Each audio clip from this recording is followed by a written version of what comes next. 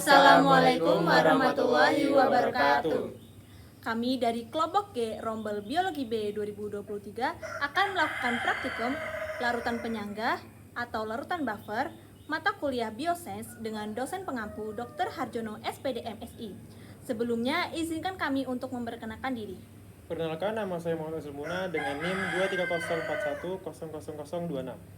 Perkenalkan, nama saya Auliania Mizara dengan NIM 2304100028. Perkenalkan, saya Fania Aulia Rahma dengan NIM 2304100053. Dan saya Briantoni Aditya Santosa dengan NIM 234100056. Larutan penyangga.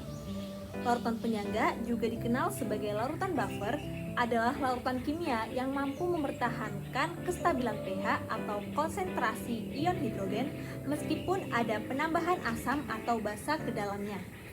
Larutan penyangga ini biasanya terdiri dari campuran asam lemah dan basa konjugasinya, atau dari garam yang mengandung ion-ion asam lemah dan basa konjugasinya. Larutan penyangga berfungsi untuk menyeimbangkan nilai pH ketika basa maupun asam ditambahkan ke dalam larutan. Jenis-jenis larutan penyangga dibagi menjadi dua, yaitu penyangga asam dan penyangga basa. Untuk penyangga asam, larutan ini berasal dari asam lemah dan basa konjugasinya, di mana basa konjugasi disediakan oleh garam. Fungsi dari larutan penyangga asam ini untuk mempertahankan pH pada posisi asam atau pH kurang dari 7. Contoh larutan penyangga asam ini yaitu kombinasi antara CH3COOH dan CH3COONA. Di dalam kombinasi tersebut terkandung basa konjugasi CH3COO-. Untuk selanjutnya yaitu penyangga basa, larutan ini berasal dari basa lemah dan asam konjugasinya, di mana asam konjugasi disediakan oleh garam. Kegunaan dari larutan penyangga basa ini adalah untuk mempertahankan kondisi pH pada tingkat dasar atau pH lebih dari 7. Selanjutnya bisa kita ambil salah satu contoh larutan penyangga basa ini yaitu kombinasi antara NH4OH dan NH4Cl. Di dalam kombinasi tersebut terkandung asam konjugasi NH4+. Larutan penyangga sangat penting dalam berbagai aplikasi ilmiah dan industri, karena mereka membantu menjaga lingkungan yang stabil untuk reaksi kimia yang memerlukan pH tertentu. Tujuan dari praktikum kali ini adalah untuk mengetahui sifat larutan penyangga dan yang bukan penyangga. Alat dan bahan untuk alatnya sendiri ada sendok dan juga gelas plastik. Dan untuk bahannya sendiri ada solut yang merupakan air soda, larutan garam, dan juga larutan ekstra kunyit. Dan untuk solventnya ada larutan deterjen dan juga cuka. Langkah pertama yaitu mengukur pH dari setiap larutan. Yang pertama ada larutan garam, yang kedua larutan ekstra kunyit, dan yang ketiga larutan air soda.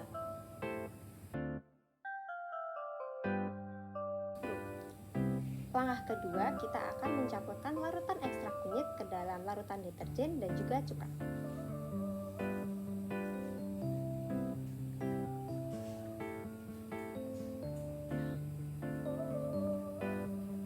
Selanjutnya kita akan mengukur pH dari campuran larutan ekstra kunyit dan larutan deterjen.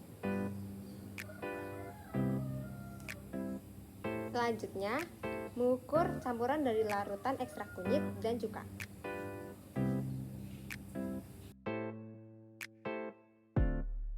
Baik, selanjutnya kita akan mencampurkan larutan garam ke larutan deterjen dan juga cuka.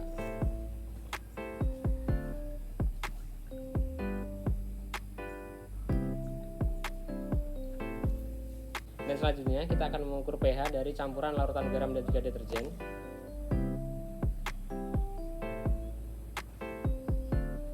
Dan juga campuran larutan garam dan juga cuka.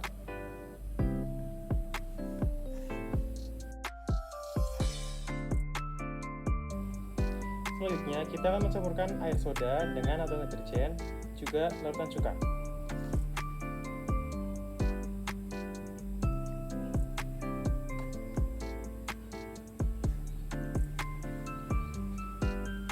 Kemudian kita akan mengukur pH dari air soda dengan deterjen,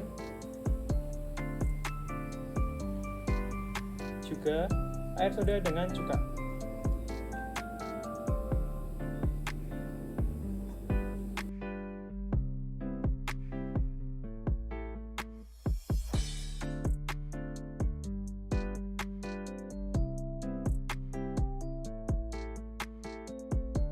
Dari praktikum yang kita lakukan dapat dihasilkan yaitu larutan ekstra kunyit yang awalnya berwarna oranye setelah dicampurkan dengan deterjen maka akan berubah warna menjadi oranye gelap.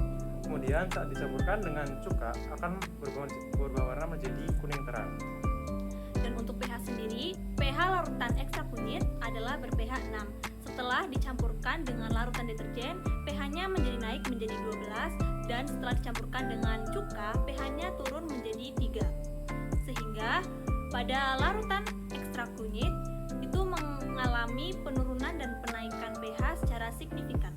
Sehingga ekstra kunyit bukan merupakan larutan penyangga. Selanjutnya untuk larutan garam setelah dicampurkan dengan deterjen dan juga cuka tidak mengalami perubahan warna. Untuk mula-mula larutan garam ber-pH 7 atau netral. Setelah dicampurkan dengan larutan deterjen, pH naik menjadi 12 dan untuk cuka pH turun menjadi 1. Sehingga dapat disimpulkan bahwa larutan garam bukan larutan penyangga melainkan larutan netral. Kemudian untuk yang ketiga, air soda ketika dicampurkan dengan deterjen dan juga cuka tidak ada perubahan warna yang secara signifikan.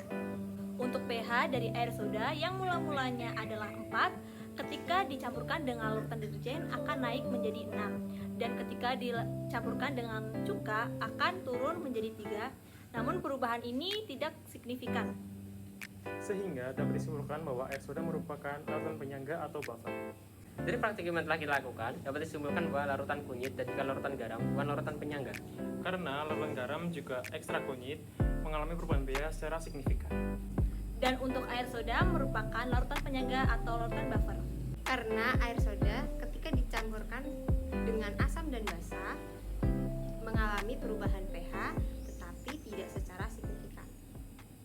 Sekian praktikum dari kelompok kami, kurang lebihnya mohon maaf. Wassalamualaikum warahmatullahi wabarakatuh.